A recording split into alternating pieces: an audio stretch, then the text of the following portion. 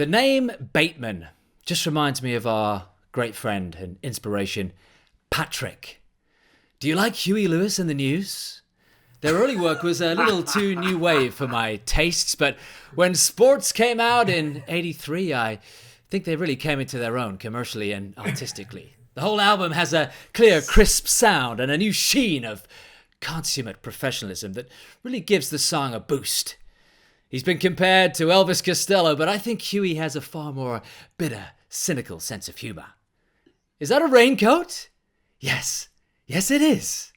But the name Bateman also makes me think of Jason Bateman, the brilliant actor from Ozark, and of course the wonderful double Super League Grand Final winner who was part of Wigan's victorious World Club Challenge team. Ladies and gentlemen, of the Out of Your League parish, I present you the 2018 Super League Dream Teamer and 2019 NRL second row of the year, the only man who can get us a reservation at Dorsia.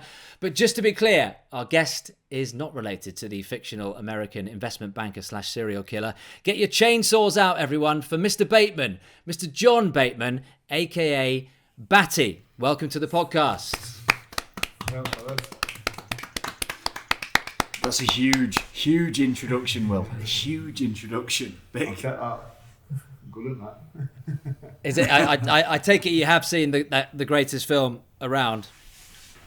Didn't have a clue what you're on about, if I'm honest with you, mate. No, absolutely not. We rarely do.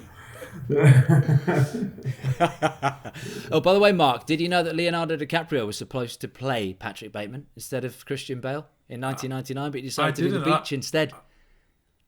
I've not even seen the film either, so I think you're on your own there, mate. Wilkin, you've definitely seen it.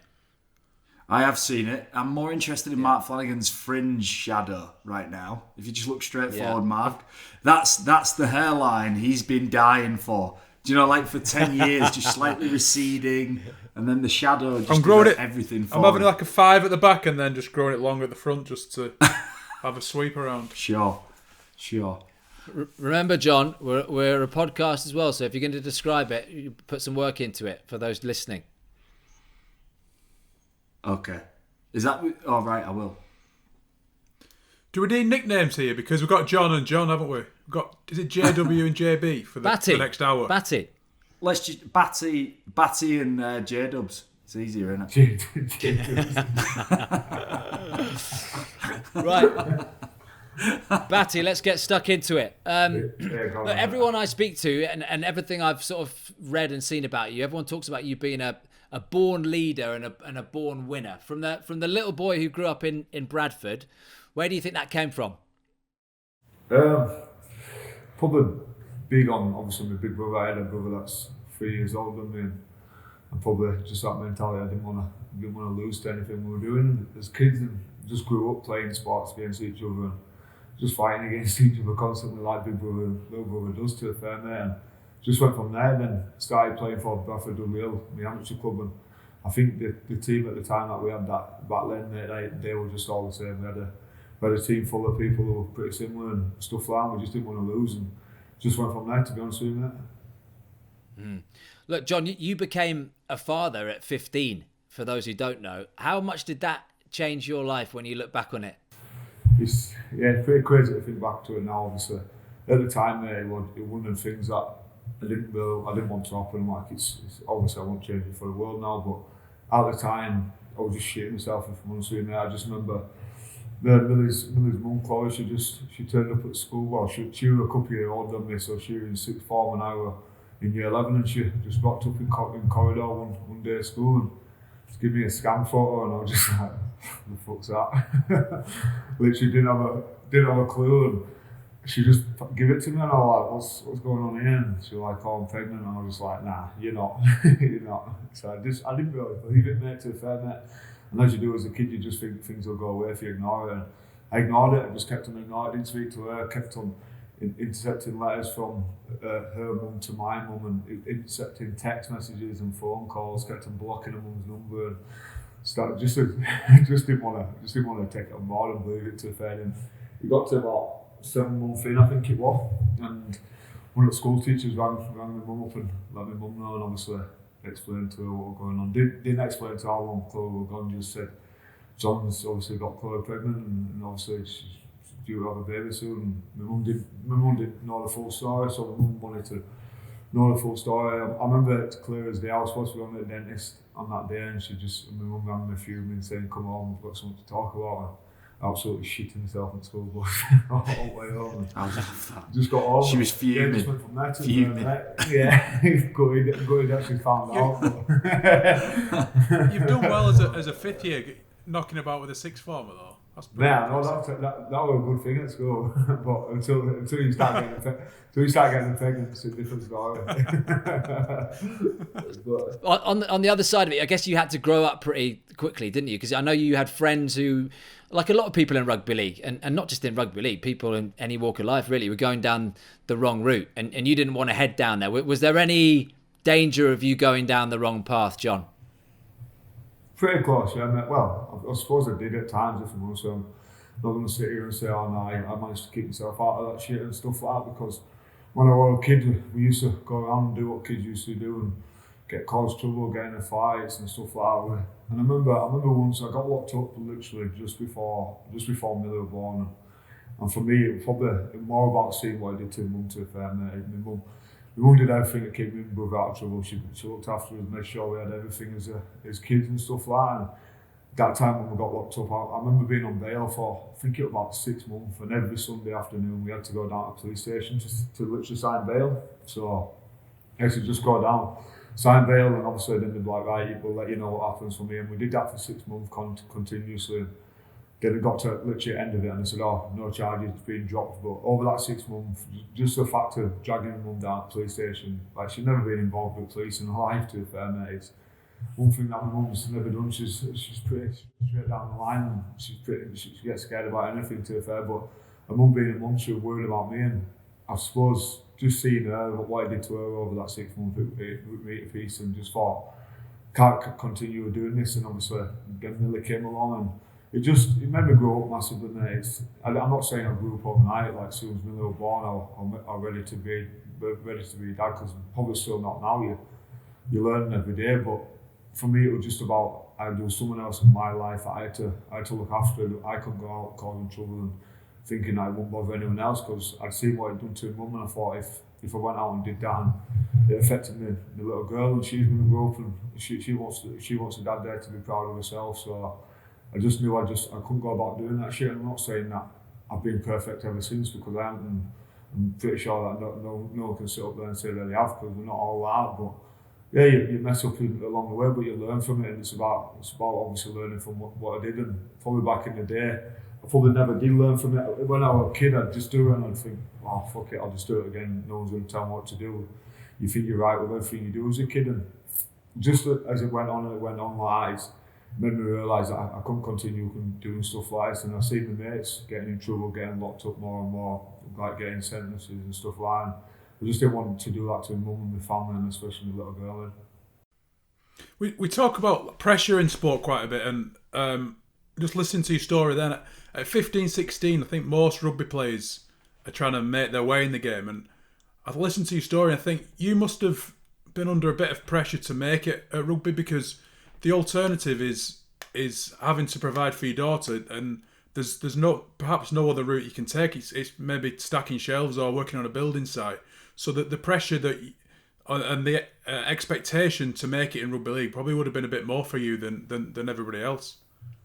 Yeah, mate, definitely. I think even more so as well, because when I was playing rugby as a young kid, everyone used to tell me from 13-year-old, 12-year-old that you're going to be the next best thing, you're going to be the next best thing.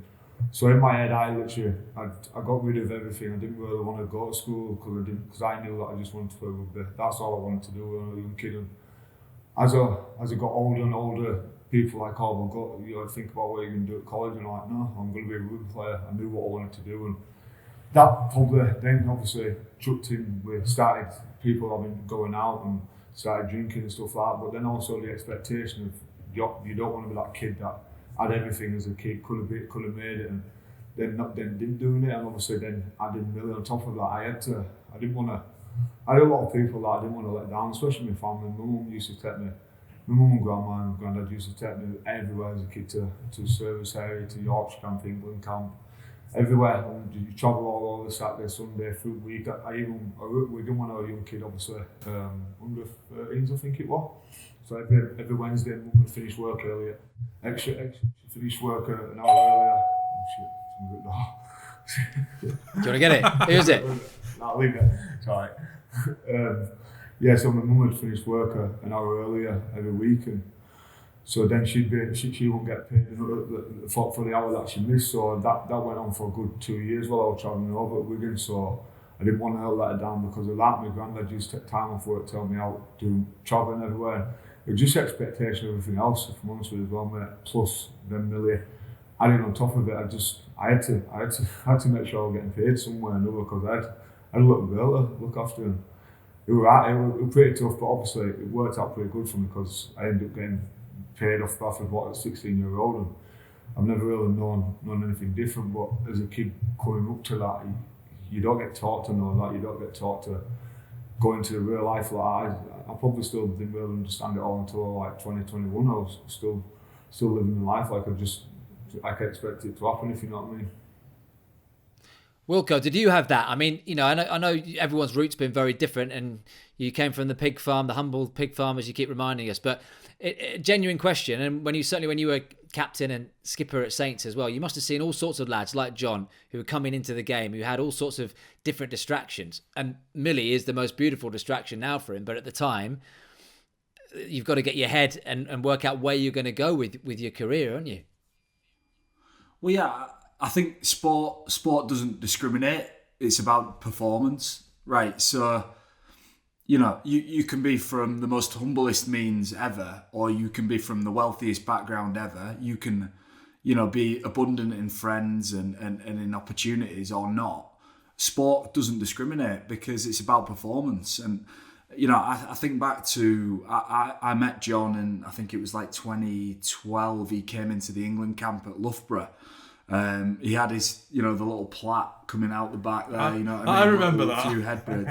Yeah, John. Let me tell you, that wasn't I always a good wanted to phase pull in your life. Whatever was going on then, I'm glad you got it sorted, and things are better now. Look, we all know. But look, at that point, I met this guy. Right, he's young, he's confident, he's competitive, and. Like, sport cannot discriminate against that. If I'd have known, John's going through some tough stuff. He's a young father. He's from he's had a tough sort of background. He's got into scrapes. It's irrelevant. So sport becomes a safe haven for people. Will, and I think at times the purest thing in your life can be your career in sport, and that's a real escape for young people, and I'm not putting words in John's mouth at all. He might just say that's not how it was at all. But for me, when I saw young people come into the team, you take them at performance value, not at social class. All of these values that everyday society judges people. So yeah, I think sport's really pure in that sense, and certainly when you meet John Bateman, when I first met him, he's a competitor. And that ultimately probably has defined John's career to some extent, is being a competitor. Can't think of a better word to describe the guy than how competitive he is. To the nth degree, competing so hard all the time. And I could see that when he was 16, 17, when he came training with England. I think it's a rugby league dressing room is quite good for...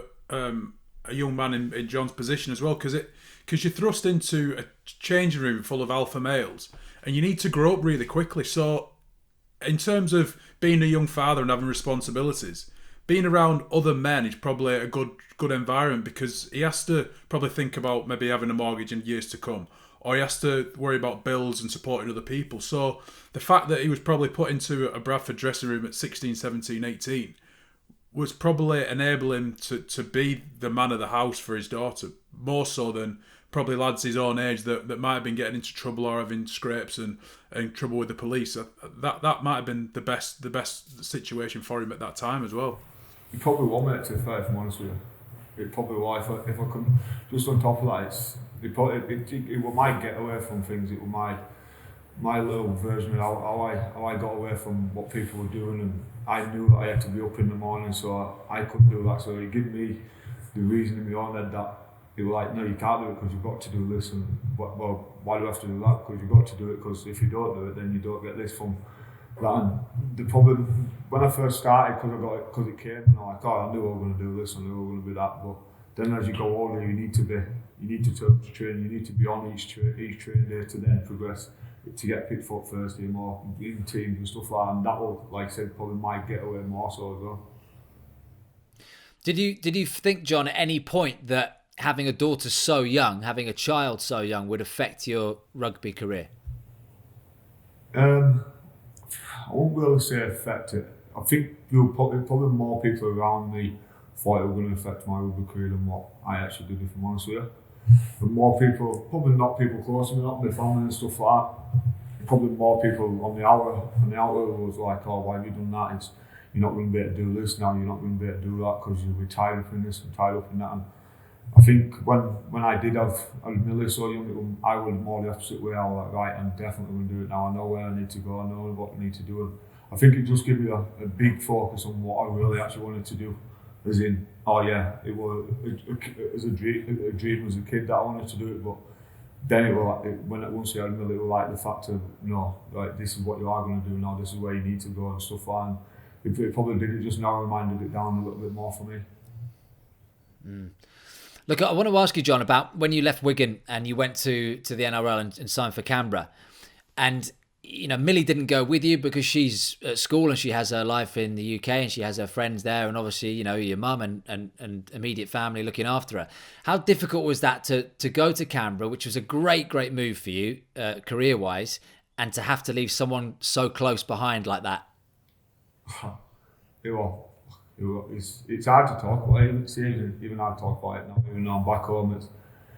I don't know at the time. It's like you don't know what's going to happen and stuff like that. Like I wouldn't wish the feeling of stood in the airport saying goodbye to ones that you love, and especially my little girl. Like the amount of times we used to stand there just crying his eyes out in the middle of an airport, thinking, what if something happens, or I'm not going to see her for another 3 months. And it was a big decision, mate. It was a massive decision. And it was one then for me, like I probably put a bit of the fact of like, right, I need to go there because I need to prove what I'm about and stuff. And Millie got to an age where she started understanding. I suppose that's probably a good thing about having a young, she to grow faster than what at the same age as you type thing. So stages, and she understood. She understood to a fair mate, and I just explained to what we're all about. And I said in a recent interview, just gone, it's probably the most honest I've been about it. The fact that people I saw how good we're living over there and stuff like that. Like I never really sat there and loved every minute of it. I love the fact that I was playing rugby over there. I love the fact that I was testing myself against the best in the world, and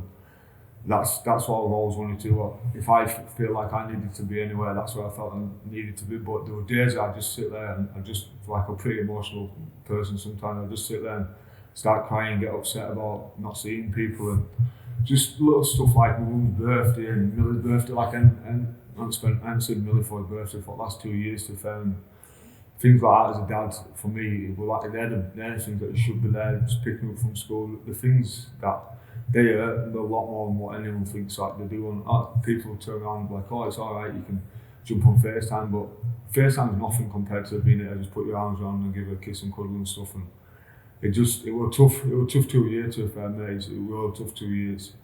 Like it was great 2 years on the field and stuff like that. But times when you need someone there to just put your arms around them, especially with mum as well. I'm close to mum and brother, and it was just hard. It was really hard. But like I said, it was where I felt I needed to be at that moment in time in my life. But it was probably one of the toughest moments in my life as well. And I don't think that's something that fans even really appreciate as well, do they? Where, you know, all the little intricacies and the humanising of players. And you probably see that from people having their say on social media, and you bite back a few times. I've seen you on there, which is fair play. But on top of all of that, you've had a pandemic as well. And you couldn't see your daughter for 11 months because of COVID, on the top of already not seeing her because being at the other end of a spectrum. I mean, that is going to rattle anyone's head, isn't it, John? Yeah, as well as that time last year, I did my shoulder, and there were times there, like, I didn't really know what was going on with my shoulder. I had 2 operations on my shoulder at the time. We just literally rugby got socked all together, especially over in Australia. We were on about not sure if a game we're going to get back underway and we weren't going to get paid and stuff like that.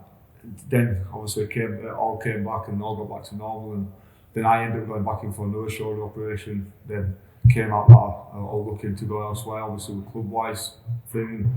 At that time, like I've never felt it myself. Like I've never been put in a position where everything just seemed like to get on top of you, and especially with me because I didn't have anyone there for me apart from my girlfriend at the time. So she was literally copping it all to be honest with you. And it was good that I had her there to defend it, because if not, I'd have come home with someone. Honestly, I'd have been home halfway through last year and I probably wouldn't have gone back. And it's hard at times because then when I have my shoulder up, you've got people on say Twitter or something like that, and like saying, "Oh, he's only having his shoulder up because he don't want to play for Canberra again." I'm like, mate, come on, like, pull your head in. You don't have a clue what's going on.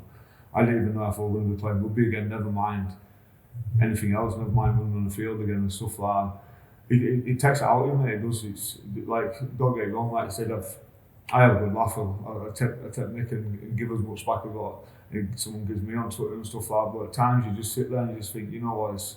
It probably, like, it gets to your family and stuff like that as well. My mum, she used to ring me crying her eyes out, saying, "John, what's going on? Is your shoulder okay?" And you have to reassure them on the other side. Like, yeah, it's sweet, don't worry about it. Like, it's just hard. It is hard, and especially being on the other side of the world, mate. It takes it out of you. And yeah, it's one of them. You probably live and learn from it, and you grow from it and stuff like that. And you look back on it now and think what all that about. But like I said, mate, you definitely live and learn from it. The moment where John joined Canberra from Wigan to you, Wilkin, and Flash, what did you make of that news? Probably not surprised because of someone of his talent and being, tapped up by an NRL team. And just go back to that day when you saw it, you saw that news article break. What were you thinking that Bateman was leaving the Super League? Well, look, there's two parts of John's career that I found interesting as an observer looking on. And the first point is when he moved from Bradford to Wigan. And like within a period of 12 months, there was a kid who I thought was talented, but then all of a sudden became like, wow, this kid's like world class. And in that period, John's body shape changed. He was playing 80 minutes. He was competing hard during games. And without doubt, without knowing, going into a good culture at Wigan and training hard was great for him.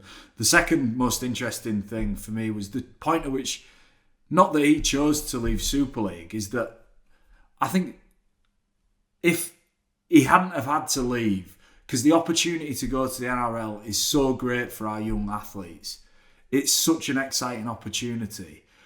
Like, what actually at that point could the game physically do to stop somebody like John Bateman leaving? I'm not sure there is anything the game can do. Like, John, you can go to Australia. It's a new culture. It's a different way of life. You're going to get paid an infinite amount of money, more than you can over here. Your reputation in the sport's going to increase. Your value when you come back will have doubled. Like, you tell me why somebody wouldn't make that decision. And I'm not saying that we need to sort of campaign for why players should, but that is ultimately why we lose players to the NRL. It's exciting. I'd imagine, John, you were excited when Canberra got in touch. Would that be right?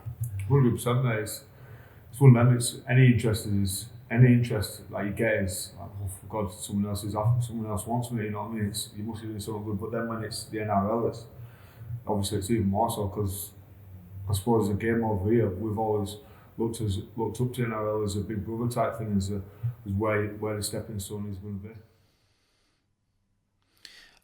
Could Wigan have done anything in their power at that time, John, to have kept you? You know what, mate? It's funny enough. At the time, I went down and had a chat with Flanagan. He just went over where he seen me at, and I didn't really believe where he seen me at, and I said, no, I think I'm better than that, and stuff like that. And just talked about money, and he was like, no, I don't think this is where we see you at, and this is what you're capped on at the club and stuff. And I said, I totally understand that. That's your views, but I don't agree with you, and so that's why I'm going to take my opportunity and go elsewhere and go over to Australia. And I don't think there were many people that thought I was going to do well. People thought, oh, he'll compete because he's always competed. He's a competitor, but he won't go out there and do what probably some other forwards have done. And there were people around me that knew me best. I always backed myself. I said I knew full well what I can do, and I always stated, give me a full pre-season. I know where I'll be. I can know where I'll be at. And like I said, there were probably people at the time that didn't understand what we were on about. Just thought, another one of them will go over there, I'll come back and one of them. But I knew what I wanted to do, and I just thought my game needs to go to the next level. I competed for the Galleon that year. I think Ben Barber got it, but then I thought I'm ready to go now, and I wanted to take my opportunity while I could. It's quite refreshing to hear that, because I think a lot of British players get the opportunity to play in the NRL, and they don't always take on the challenge. And I think all players have been in contract negotiations and they know their worth. But for John to kind of just back himself and go over there and like I said, it just knows that he could have done it. And I spent 2 years over there when I was 21, and I absolutely loved it. But coming back, it made me realise how tough it is over there week in, week out, especially as a forward and especially as a British lad, because they don't always give you the credit that you deserve. And I watched John quite a bit in his first season, and I was really impressed with how we went. And I think to pick up a Dally M second row of the year award is an unbelievable achievement. I don't know if Sam Burgess or James Graham have picked up many of those awards, because it rewards the most consistent players in their position throughout the season, and to do it in his first year, it was pretty special, and obviously it justified his decision to go over there. Yeah, look, John Wilkin is adamant that more needs to be done to stop Super League's elite talent leaving in the first place. But let's ask John Bateman first, and then you, Wilco. So what do you think can be done? Like, because you were in that position where you were tempted, and it was, by the sounds of it, it was quite a straightforward decision, and it was a quick conversation with Ian Flanagan. They couldn't compete with what you were being offered. And look, here you are back a couple of years later, but for a number of different reasons. So take yourself back to that point a few years ago. What would you say to people who say that the Super League can't compete with keeping them? You know what, mate? Even just going back to that, like, it wasn't really Wigan not being able to compete with what they were offering. It was more that Wigan didn't really think that's what I was worth, what I wanted. If you get what I mean, it was more the fact that they were like. But I probably went over to Canberra, like, not really like much different to what I was getting offered for Wigan anyway. So like, It did this though, John, didn't it? It went like this. It was like this.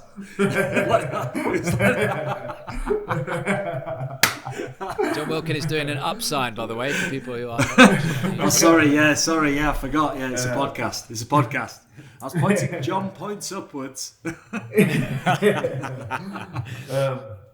Yeah, it was probably more that, but yeah, I suppose it's hard, mate. It's like if any young kid's got an ambition to do something, I suppose there's a young kids and adults to a fair, like you're pretty now reminded with that ambition, and you wanna go by and do that. And if young kids from 16-year-old are watching NRL and going, right, this is where I want to be, this is what I want to do, I suppose that's what they'll take the opportunity to do. But I think when I was over there, I think they got a bit riled up by this, and they always used to ask me, is this what you wanted to do? Did you want to play in NRL Grand Finals? And I opened my mind. I said, no, I've never sat and watched an NRL Grand Final, got up at 7 o'clock on a Sunday morning and said, no, this is what I want to do.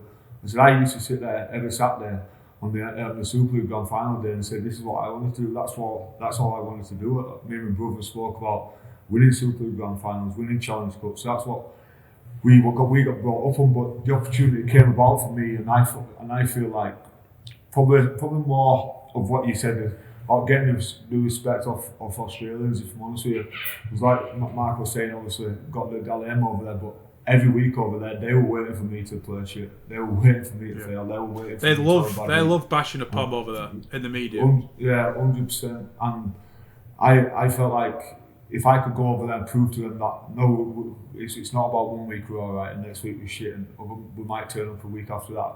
I felt it was probably more myself wanting to prove to them as Australians what we were about as English players and stuff like that.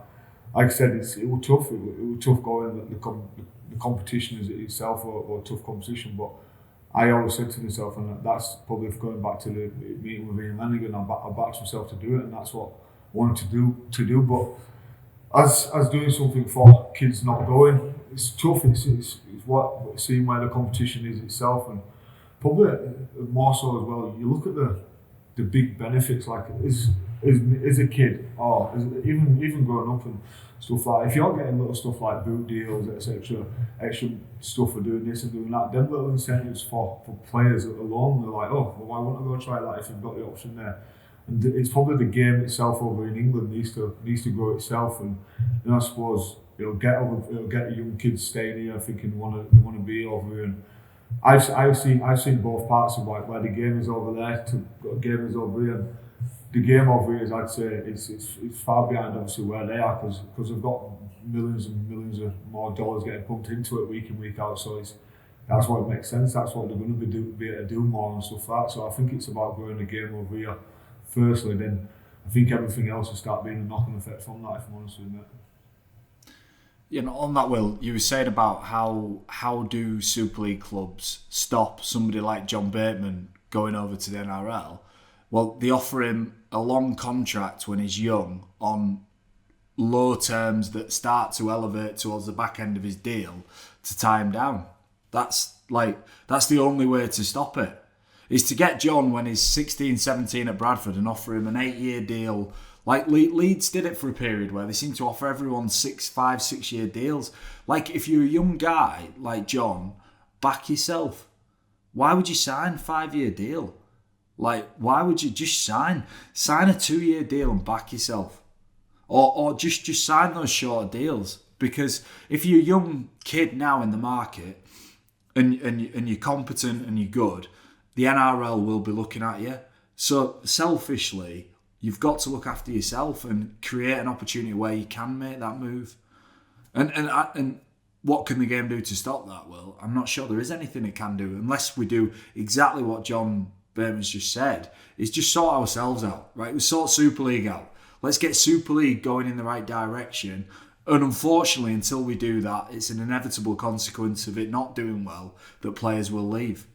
And that's the deal we've made. Marquee player allowance is some way of keeping our talent as well, isn't it? It was introduced that 1 or 2 players in each team can be paid an infinite amount of money. Now I think it's up to the clubs to bring enough revenue into their business to be able to do that. So I think it's on the clubs, but I think Super League has given allowances. There's probably 10, I'd say. Yeah, I think you look at marquee players. I think they're all majority of them. I don't think they're English either. Like that's a big thing for us. Like if we're going to do that, like you say, in their market, it's on the clubs, isn't it? Like if we're not doing it as a club, like it's what else more can you do? If the clubs are willing to do that itself, and like who attracts names is a kid that's from Hilley and Wigan going to attract people watching Wigan Warriors, or the kid, some bloke who's from Sydney who's played how many games going to attract more attention. It's like, what do the clubs want? It's hard to look at, it. It's like you're like, where it's interesting you say that, because the marquee player currently, at present, there is around a third of marquee players are English in Super League. The average age is currently 30. But just picking up on what you said there, Wilco, about not signing a long-term deal and backing yourself. That is easier said than done, though, isn't it? As we've just heard, John's route into things and the people he has to provide for. If someone puts a 5, 6, 7-year deal on the table, you're going to take it at low terms, aren't you, at that age? But how patronising. Like John Bateman could have gone on to be... He could have gone on to be a rocket scientist. He could have gone on to be anything he wanted to be in life. We've got to stop talking people down in our sport. Like, if you don't make it at sport, the root is not poverty, and it's not like working class backgrounds. It's more than that, And that's where we need to start really thinking about the discussion around what the aspirations we give to our athletes. But I think but a lot of kids might not come from affluent backgrounds, so they might think that it's a risk perhaps not worth taking to go to Australia and risk not making it over there, rather than taking a steady wage or a more of a safe option, staying in Super League where they're known and they can always fall back on a different club or drop down through the leagues? It's guilt. A career in sports guilt-edged, isn't it? Because everyone around you tells you that it's great. You get celebrated for doing it. You don't get rewarded when you're young. You'd stop doing another career. And the reality is, in the average career length in rugby league is 4 years. So you've got to make selfish decisions when you're young. Because realistically, people should be saying to you, the likelihood is this is a 4-year journey for you. And is this going to be enough? So for John Batemans and that who come through the other side of it, great. But for every John Bateman, there's 100 guys who don't. The salary cap, for example, has increased, and quite, drastically and consistently. So, you go back to 2011, 10 years ago, the headline cap was 1.6 million, just over 1.6 million. And last season was 2.1 million. So Super League in that sense are doing everything they can, Wilco, aren't they? With the increases and the introduction of the marquee player in 2016, additional allowances on top of all of that, and initiatives to have players who've been 5 years out of the game, etc. Yeah, I'm not saying the game isn't doing enough. The game's doing what it can. It's just not enough. Like, there is no argument for John Bateman to stay in Super League. There isn't. There's no argument. I'm not, there is, unless he's averse to air travel. What are the arguments to keep our young players? The best young players are going to leave. They're going to leave, Flash. Tell me if you're good, why you wouldn't leave. Well, you left. You could. I did. You could. Why did you not go? You could have gone to Australia. You were because the exchange rate. The exchange rate didn't work at the time. I'd be paid less to play in the NRL. At the time. Think it's just a recent thing due to. Yeah, due to the salary cap, the commercial productivity of the NRL is exponentially grown, and don't get me wrong, Super League, the salary cap's grown, but relative to rugby union and rugby league in Australia, it's minuscule, isn't it? The growth, and that's just being honest. It's not criticism of Super League. It's just what has happened. So we used to have Flash when I started. Yeah, when I started playing, we were signing sort of the 28, 29-year-old Australian guys coming over from Australia, having played in Origin.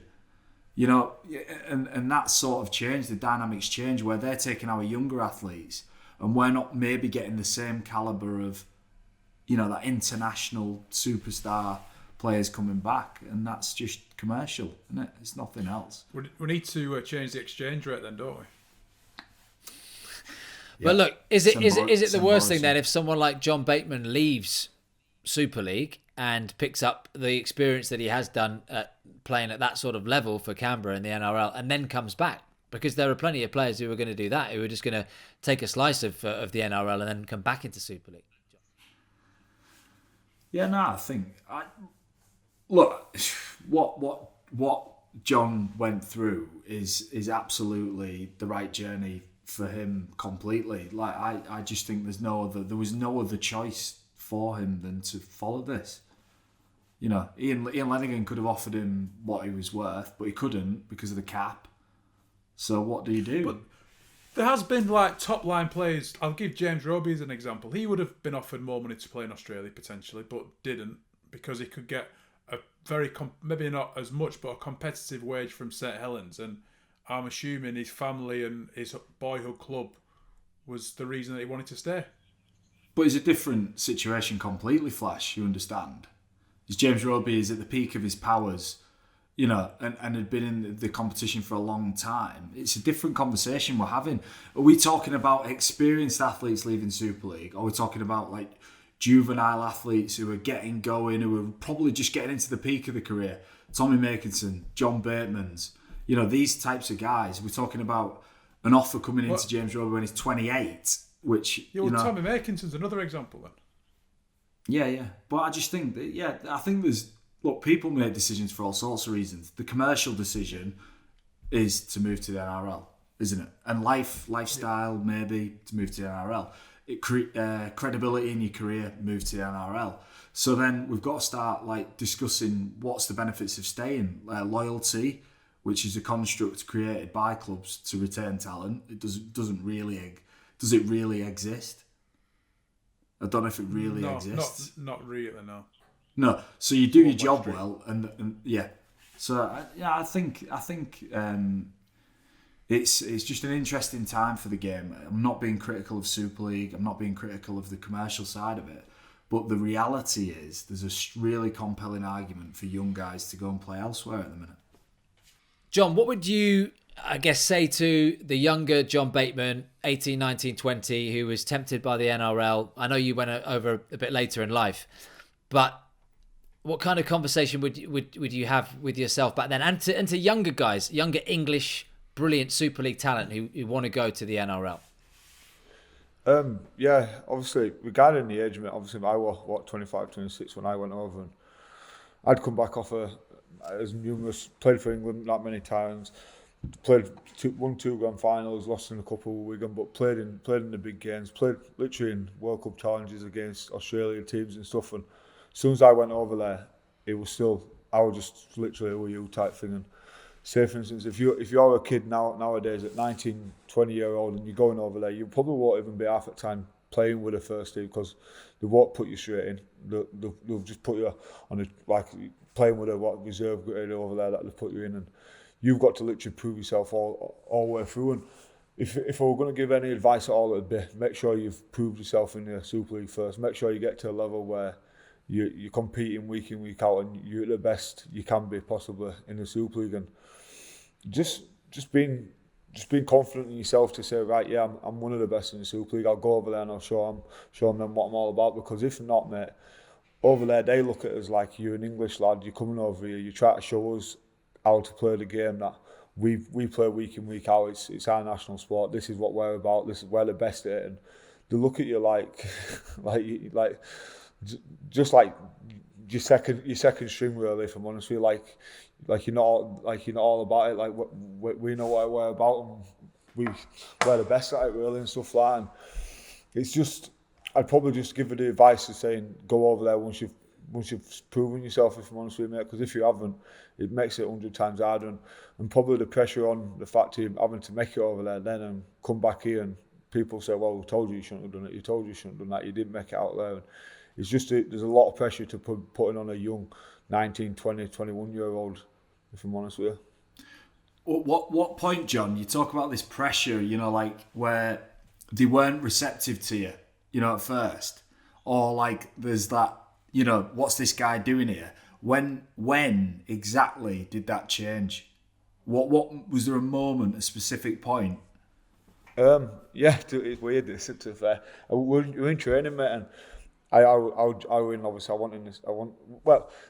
they said that I was going to be starting team, but we were training, and the first session I want in the starting team, and for me going over there, I was like I was pissed off to the fair that no, I came here to be playing. So then first training session, they chucked me the ball, and I remember stepping, and I went straight through the line. Ran, put ball down. Probably all lads were like, "Oh, this dickhead here." So I put ball down, chuck ball, and just walked back. So then Ricky Stewart shouted at me and he went, "John." I said, "What?" He went, "Swap him." And I just went, "All right, sweet."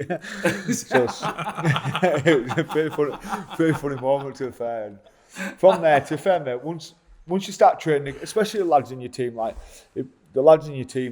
know who you are, because obviously I'm pretty close mates with Elliot, pretty close mates with Odgie and stuff like that, and they talk about you, say what you're about and stuff, and it'll probably more the outside noise a little bit, like, who's he, why is he coming here, you know what I mean, oh yeah, probably won't do as well and stuff like that. And once I started training with the lads were good with me, the lads were really good, they took me on, and the respect you start getting the ball when you want it and stuff like that, and that's obviously just natural respect, like I'm obviously playing side by side with people, but from there, in just playing the games, you have to play well, simple as that, mate. And a little bit, obviously, my first game against the Titans, I think it was, my debut, played against them, then I did that thing where I pretended to chuck the ball at Jared Wallace, and I probably got more thingy from that. It's just probably about, I got my name out there, and people knew who I was, and from there, mate, it took off to a fair, mate, if I'm honest with you.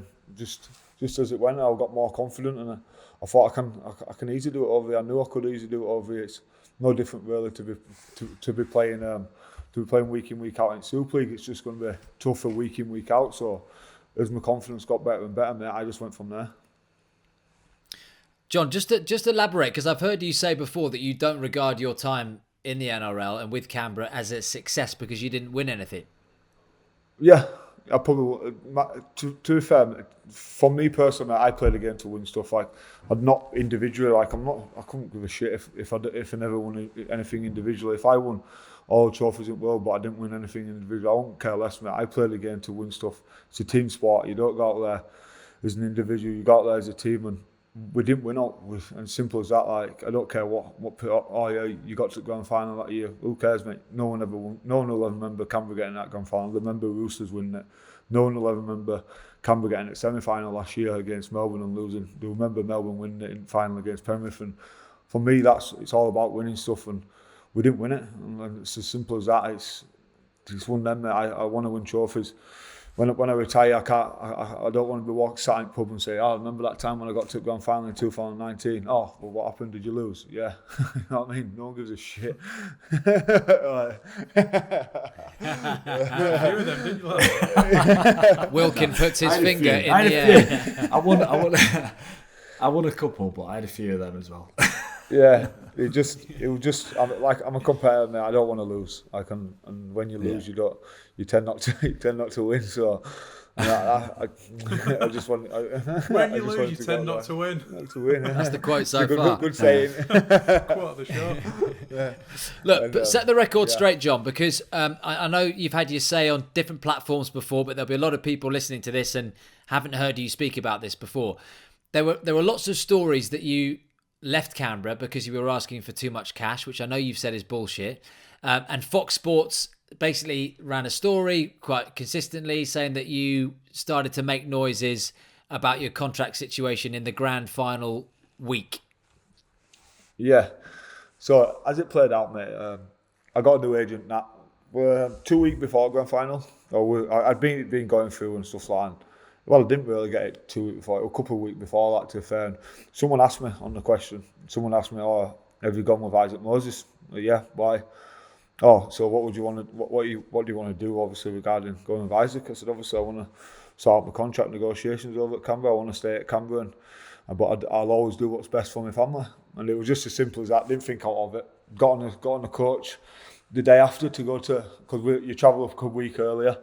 Literally sat on the coach, and this news article came out.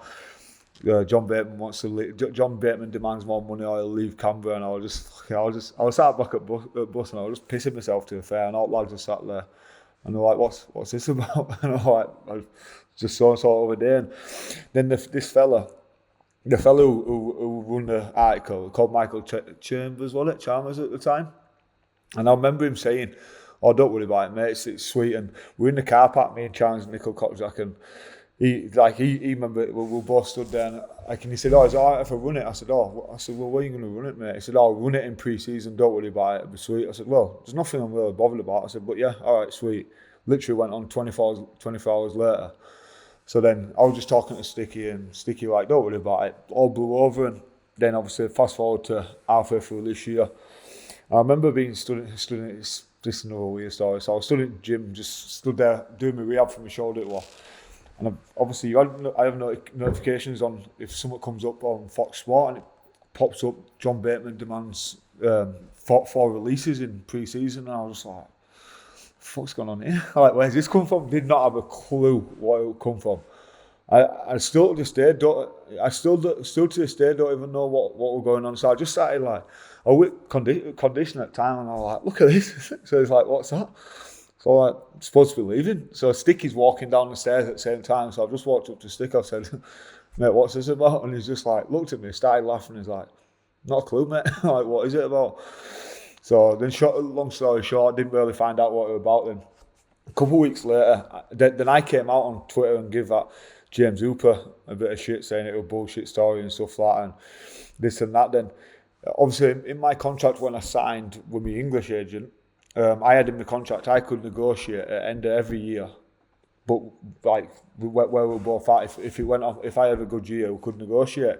So it came to negotiating the first year. Canberra turned around and said, yeah, you've had a good year.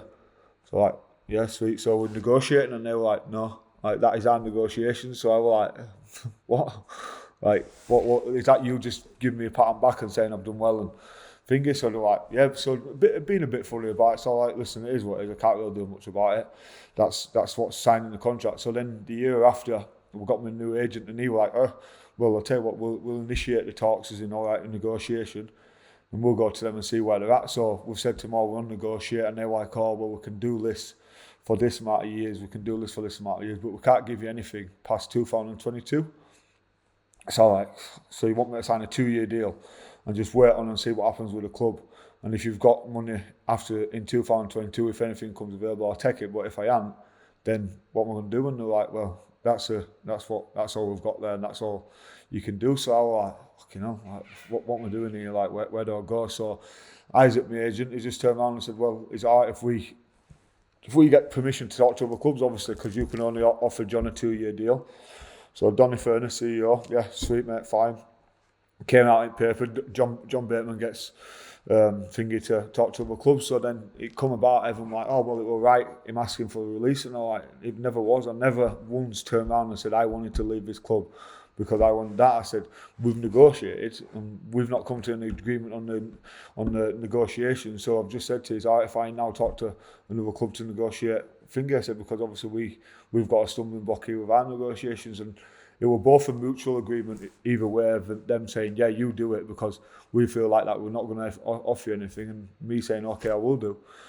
Just went from there, and literally that's all of it. But then that James Hooper, the same bloke, funnily enough, he they were literally, I think it must have been about 7 days on balance, and there was story after story after story after, just a day after, all days in a row, and I was just like, this bloke's ought to be taking piss, like, what is he going on here? Like, so I didn't know, because that's the first time I'd really been involved in anything like that over there, like being in the media constantly and stuff. And so then I knew Mick Innes, who were part of the Fox League thingy, so he rang me like, oh, John, I'll get your story across, what do you want me to do? And I told him the exact same story, so he then got it across. So then people were like, all right, and yeah, we understand and stuff like that. Then it just went from there, to be fair, mate. And obviously Wigan came in, and there were a couple of clubs over there at the time where they were like, oh, we'll offer you this, we'll offer you that. I ended up speaking to them as you do, because our negotiations work and stuff like that. But there were always the mutual agreement there on the Canberra side and my side that's what we were going to do. And there was no fact to me going, I don't want to be here, I want to leave because of this. Like, I never said that.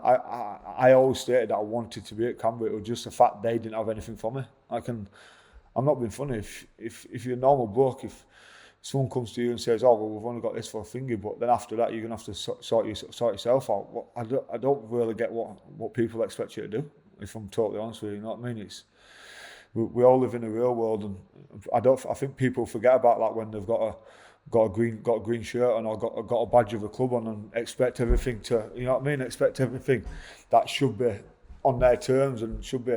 But like I said when I was over there at the time, mate, it's a lot different once a club come up to you and, right, Gone, we want to move you on. What happens then? You don't see fans coming out like kicking up a stink and saying that's absolute bullshit. Like because it suits them when things suit them, but when it don't suit them, it's a lot different. And I think that's what it was, because at the time, it's probably closest Canberra had been in 20 odd years, and like, oh, this is the best team we've built. And I think a bit of it, if I'm really honest with you, I heard a few things that had come from the club itself, if I'm honest with you, because there were a few people in the club that had leaked a few things out, which, you know what, if that's what it comes down to, then that petty stuff, and then let it be. You know what I mean? I'm not too fussed, as long as people understand and know the fact what actually happened and know the truth, because I'm one of the people that I'm not going to let some joke of a reporter try and report a lot of bullshit stories on me when they don't have a clue what they're on about, to be honest with you, mate.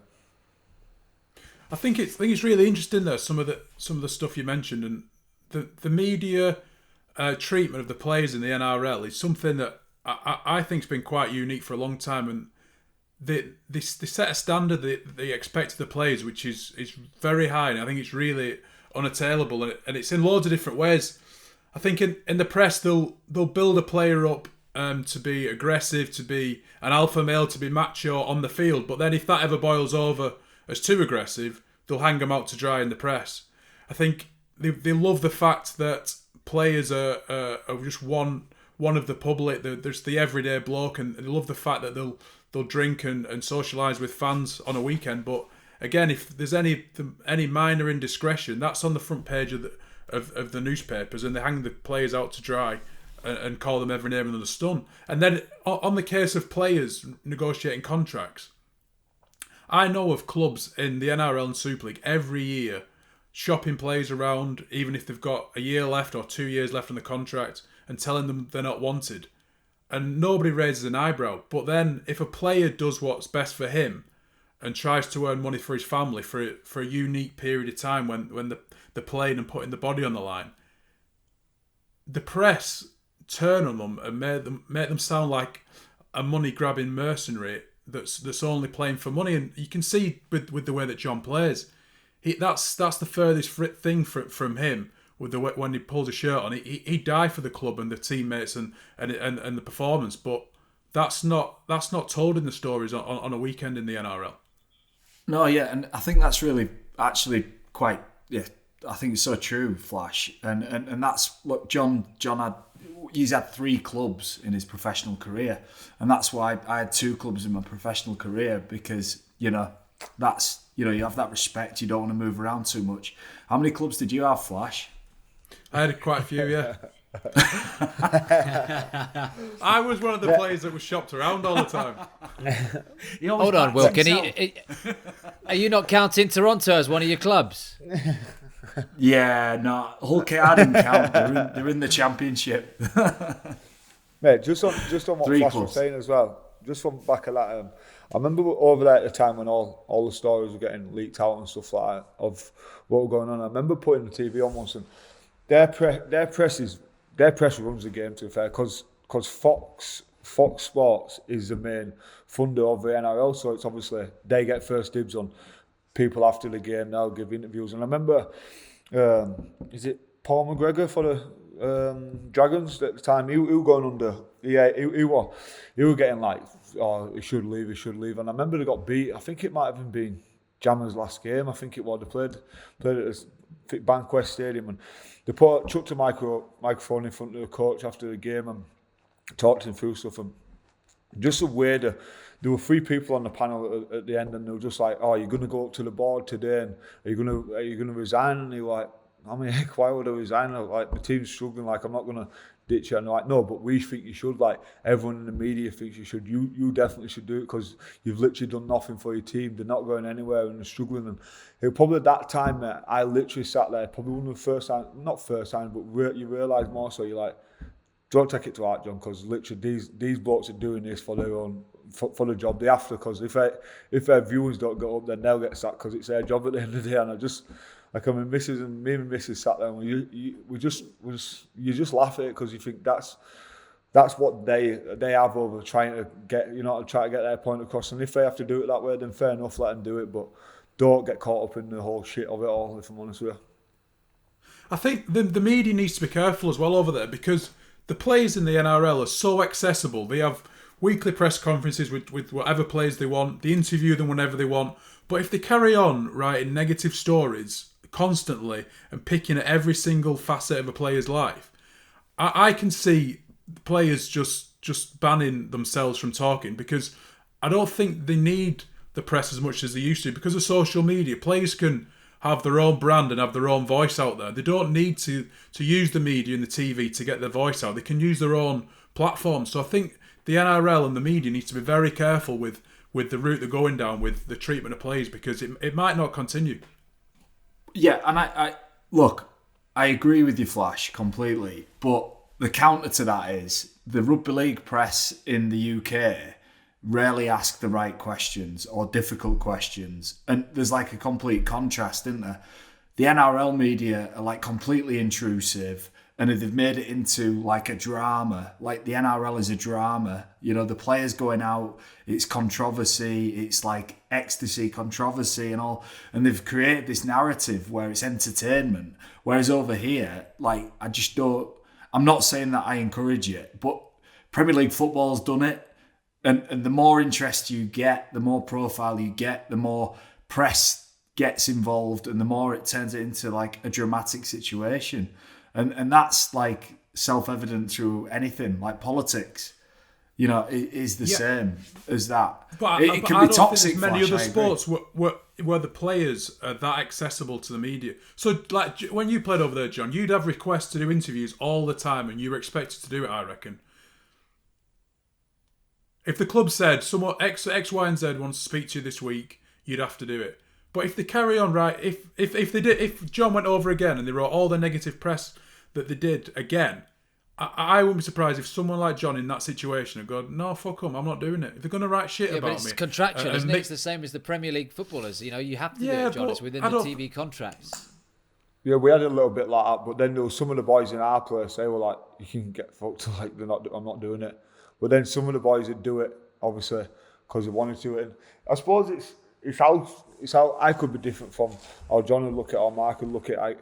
I could like I said, I just like listen, it's water off a duck's back. It's they need to sell the stories, let them try and sell it. But then some of the boys would be like, no, because then some of the boys would go home, read it, and be like, fuck, I can't. Why is it doing this and stuff like that? So it's how people our boys have dealt with it, and I agree with what Mark says, but I also agree with what John says. It's obviously the game to get people talking about the game.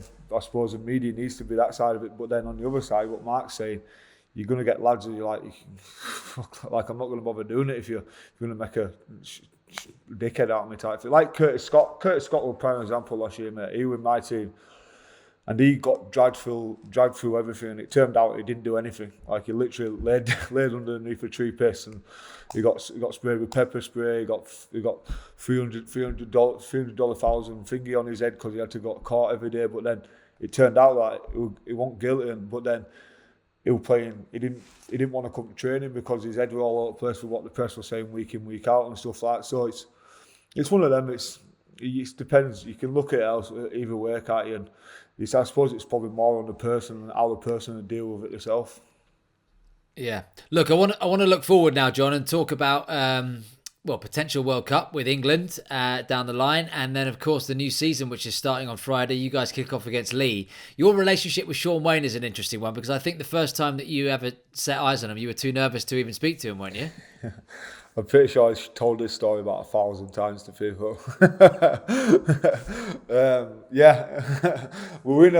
I had a meeting with him at my agent's office, and they just sat down on the big long table. I was only 19 at the time, and I was absolutely shitting myself for a good solid week, knowing full well that I was going to sit down and have a meeting with him. And we sat there and over across the table, and there were him, Mark Bitcon, and Chris Redlinski at the time, and they were my agent, and we just sat there, and I broke out just sweating my tits off. Like I literally could not stop sweating.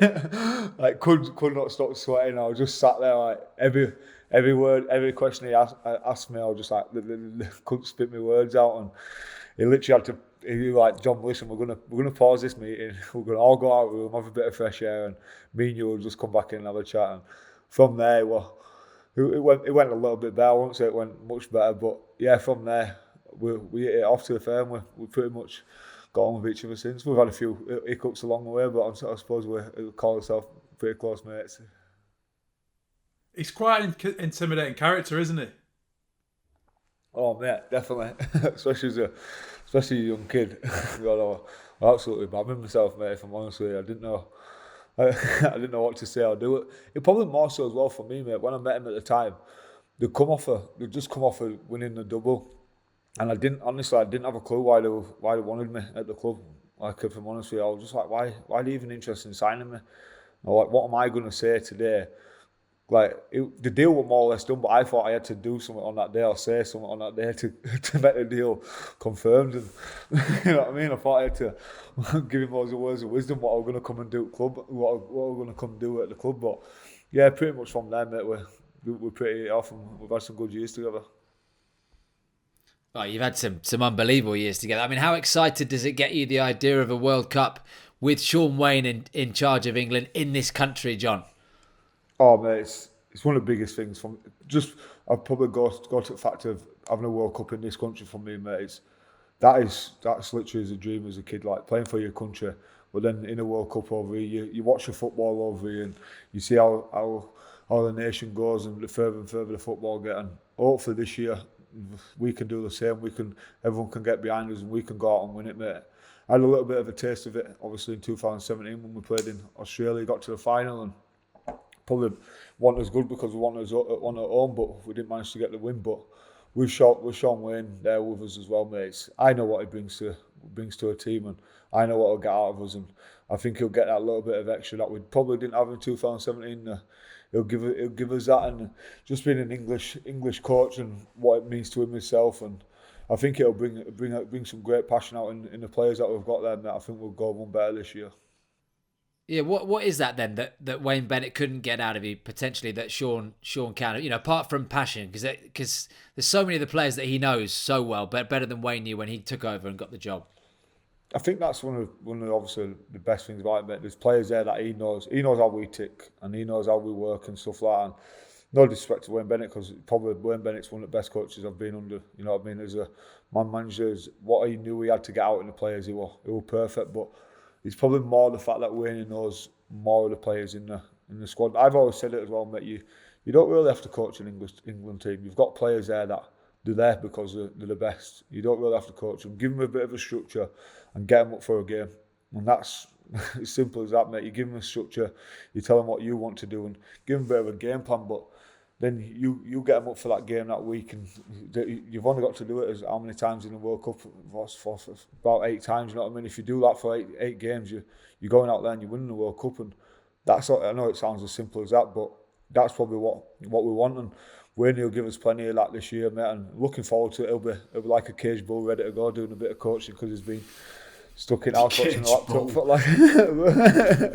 watching laptop. Imagine a bull in a cage with a Sean Wayne face. Look, that grand final defeat, just looking ahead to the new season and thinking back to what a brilliant game that was. Did you feel that like one of those Wigan players that was on the pitch, even though you were watching from Oz? I was actually flying at the time, mate, and I was on my way over on the plane, and I had some Wi-Fi. Business class. Wigan paid for it. He definitely turned left, didn't he? Cheers, Wigan. I'll tell you what, it's cost Leno a bomb after that meeting we first had.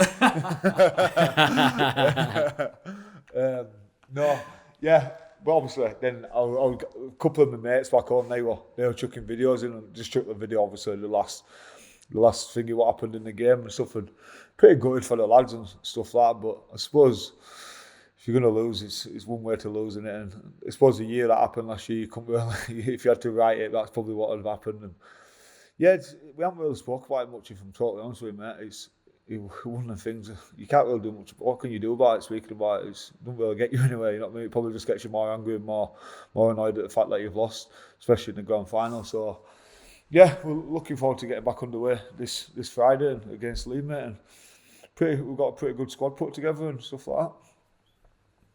It's a pretty zen answer, that, isn't it? It's a pretty zen answer, isn't it? You know what I mean? It's just, what can we do about it? What can we do about it? You know, talking about it's going to get us more mad. It is what it is. Yeah. John Bateman. The guru. I've changed it. It's a great bit of drama to sort of go into a new season with, though, that grand final, isn't it? Because it wasn't a big break. But Mark, John, what are you thinking then ahead off the back of that game, and then with the new recruits that we've got and like Bateman back in Super League, it's going to be a great few weeks ahead, isn't it? It was just on Wigan. I think John's coming back at a really good time. Since he left, they've had to blood a lot of young forwards, especially, and I can just see them getting better and better. The likes of Smithies, Havard, Partington have really come of age this last probably 12, 18 months, and I thought some of those young lads were outstanding in the grand final. So I think it's great timing for John to come back into the fold. Obviously, Sean O'Loughlin's retired, but if he can bring that experience and that big game mentality from the NRL, and I think all the young lads who played in that grand final will be better for the experience. I really think Wigan could be the team to beat this year. Yeah, I agree with Flash completely. I think Wigan haven't lost anyone particularly. They've just gained. And that's like really weird in a season not to lose an awful lot. I mean, Lockers is retired, but he was playing, bits and bats here and there at the back end of his career. For me, the grand final last year could be a landmark game for Super League because it was one of the only games I've watched where I thought this is nothing to do with how people are attacking. It was all about like absolute ferocious defensive sort of mindset. And in Saints and Wigan, without doubt, Will, that they are the two best sides in the competition. I think I read something. Castleford have come out and said they're going to have a season like 2017 this year, where they finish top of the league. And I admire that sort of talk. Did John Wells say that? I really admire it. Well, no, I don't think it was. I think it was somebody higher up. It's I admire it, but come on, do you know what I mean? Yeah. I think no. In all seriousness, Warrington, Saints, Wigan, Casa a chance of getting somewhere near that, and then look, we're in for an exciting year, and let's be frank, this is all about building up for the World Cup. This year's all about the World Cup. Go on then. So, look, in terms of the new season, Mark, give me a winner, give me a surprise package, give me relegation and a Man of Steel. Okay, I think Wigan will win it. I think a surprise package will be Huddersfield. They've recruited well. They've got a decent coach in Ian Watson, my old mate. I think Lee will get relegated. Unfortunately, I think it's been too hard for them to recruit and too big of a jump up from the Championship this season. And I think Man of Steel. John's on the show. John Bateman's on the show. Might as well give it him. Cheers, that. Look at his little face light up then. Pearly white. You have to repeat what were the questions? Winner, surprise package, relegation and Man of Steel. Winner, Saints, just because I'm obviously I've got to say that. Surprise package. I don't know if Leeds can be a surprise package. I don't know. I have no idea who's going to be a surprise package. Huddersfield, Flash, I think is probably right, the closest to being a surprise package. Lee will get relegated. Man of Steel. God, I'll have to go with my old mate James Roby, just because I think maybe the stars align for him to win it this year, but that's completely biased, isn't it? Look, John, we've kept you so long, but I've got a few more questions for you. In fact, because every week we put it out to people on Twitter on Out of Your RL. And Matt says, Matt's a Wigan fan, by the way. He says, should an NRL club acquire some bottle and appoint Sean Wayne? You can rattle through these answers. In fact, that's if Sean Wayne wants to go over there, mate. It's if he wants to go there as well, doesn't he? Sure, he'll bring a lot to the club over there, but it's probably seen where he's at as well himself. He'd work well over there, definitely. He gets linked every year. We spoke to him about it last season, I think, as well, because he's come as close as being in talks and whatever. But I mean, look, if an NRL club wanted Sean Wayne, I mean, if he wanted to go, he'd get the job, wouldn't he? Yeah, should do 100%, man. I think, like I said, I think it'd work well over there. This one from Willis. Willis asks, what's the main difference between the club environment in the NRL compared to Super League? Probably not much, to be fair, mate, if I'm honest with you. It's pretty similar. Obviously, the lads are pretty similar. Same crack around the place, and everyone gets on with each other. And they're not as funny over there. Sense of humour's not quite as good, I don't think. Probably, but then I suppose in Canberra they probably understood us a bit more because they had quite a few of us there, so they understood us quite a bit, like as in they were prepped. They understood us quite a bit like that. But yeah, it's probably more a bit dog eat dog over there, if I'm honest with you. Like they know you're there to play rugby, and they know you're there to probably take their position, and they want to take yours, if I'm honest with you, a little bit. But around the place at Canberra, mate, good. This one from the Saint. Toughest opponent in NRL? Toughest opponent? I had some good battles with Kick Out from Penrith. Some good battles with him, and Tedesco, mate. Tedesco, a good player. You've always got to be on the ball. He's bobs up everywhere you don't expect him to. He's a good player, mate. Very good player, skillful, and he's probably got a full package, if I'm honest with you. A couple more. Joe asks, best away ground to play at in Super League? Wakefield. No, I'm only joking. I'd probably go Leeds. I haven't played at a new place, but as a Bradford lad, every time I played at Leeds, I love it because it's obviously the other side from where I'm from, and we always loved going there as a kid watching Bradford play them. So I'd probably say Leeds, mate. Yeah. Last one from the Twitterati. This one from the By the Balls podcast, and they ask, have you kissed and made up with James Hooper yet? Nah, not spoke to him. Still waiting for a text off him, but I think he's lost my number. Right, John, we'll finish off with 10 quickfire questions for you. These are literally just quickfire ones. Okay, we start with the obvious one. What's your favourite cheese? Favourite cheese? Mozzarella. Oh no, halloumi. Halloumi. UFC, pins locked in the octagon. Who do you fancy yourself against, John Wilkin or Mark Flanagan? Who should we go for? Both of us. He beat us at tag team. Absolutely. Celebrity crush. Celebrity crush. Fucking hell, put the best on me. Margaret Robbie.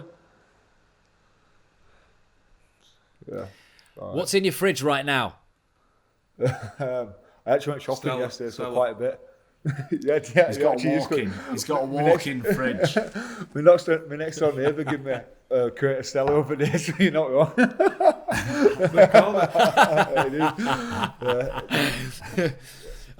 If you could borrow a private jet for the day, where would you go? Vegas. When things break, do you prefer to fix them or replace them? Replace them, it's easier. What was your answer? Replace them, it's easier. Replace them. If you could ask God one question, what would you ask him?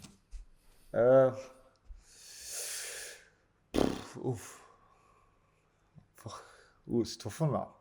I probably never get that deep, if I'm honest with you, mate.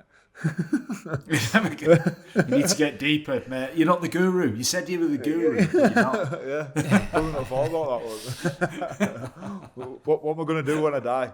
Yeah, that one. Gladiatorial fight to the death. Who wins? Sean Wayne or Ricky Stewart? Wayne. He's going to be my coach probably a lot sooner than what Ricky is. So. You walk into a room and Mickey McLaurin and Josh Hodgson are both strapped to a chair covered in dynamite which is about to explode. You only have time to save one of them. Who is it? It's a tough one. Probably Mickey. Mickey looked after me. Probably. Probably not good enough, John. Mickey looked after me when I was a young lad. But I'm close to Odgie as well, so. I don't know you're not answering the question. We need a name, Bateman. We need a name, please. I'll go Mickey. Sorry, Odgie. Josh. Shit. Would you go back to the NRL? Yes or no? No. I don't know. No, probably not, mate. I'm probably happy with where I'm at.